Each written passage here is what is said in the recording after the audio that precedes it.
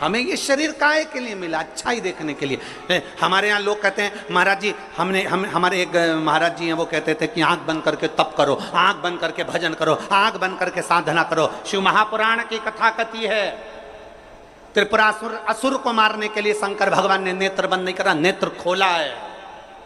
खुली आंखों से मेरे शंकर भगवान ने तप साधना करी है। और भगवान ने ये प्रेरणा शंकर भगवान ने अपने शिव भक्तों को दी है कि तुम्हें आंख बंद करने की जरूरत नहीं है, केवल अपनी इंद्रियों को साध लेना और अपने नेत्रों से गलत चीज ना देखते हुए अच्छा देखना, मैं मिल जाऊंगा तुमको, मैं तुम्हें प्राप्त हो जाऊंगा। नेत्र बंद करने की जरूरत किसको है?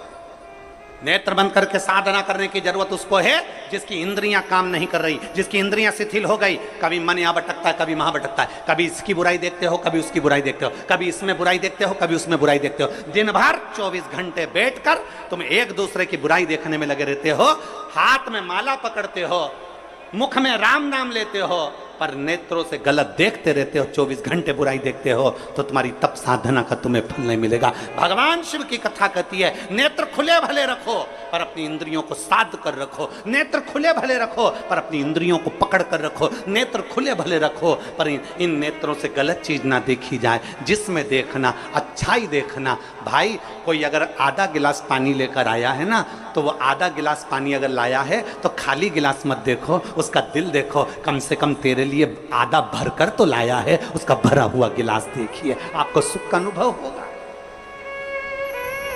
एक चरित्र आता है, एक व्यक्ति निकल रहा था, कोयल की आवाज सुनी, सुनकर कहा कोयल कितना मीठा बोलती है, पर काली ना होती तो कितना अच्छा होता। आगे गया, गुलाब का फूल देखा, गुलाब का फूल कितना सुंदर है, कांटे नहीं होते तो कितना अच्छा होता। और आगे गया, समुद्र देखा, समुद्र कितना विशाल है, जल कितना अच्छा है, पर खारा नहीं होता तो कितना अच्छा होता। कोयल, गुलाब का फूल और समुद्र तीनों ने मिलकर कहा रे मनुष्य, तुझ में दूसरे की बुराई देखने की आदत नहीं होती तो तू कितना अच्छा होता, तूने जिंदगी भर केवल बुराई देखी।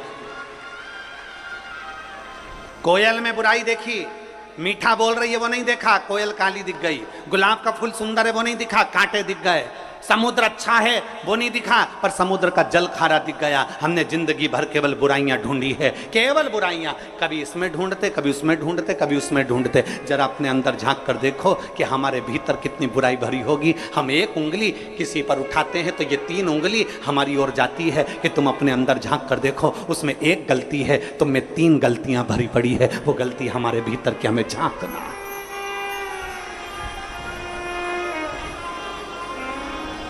वो गलती हमारे भीतर की झांक। शिव जी कह रहे हैं मैं खुली आंखों से तप करूंगा, नेत्र खोल लिए।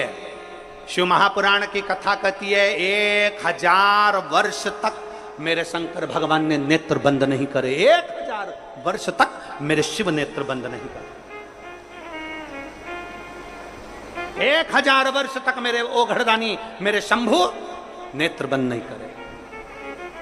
लग गए, आंखें झपकी नहीं, पलक झपकी नहीं, नेत्र खुले की खुले।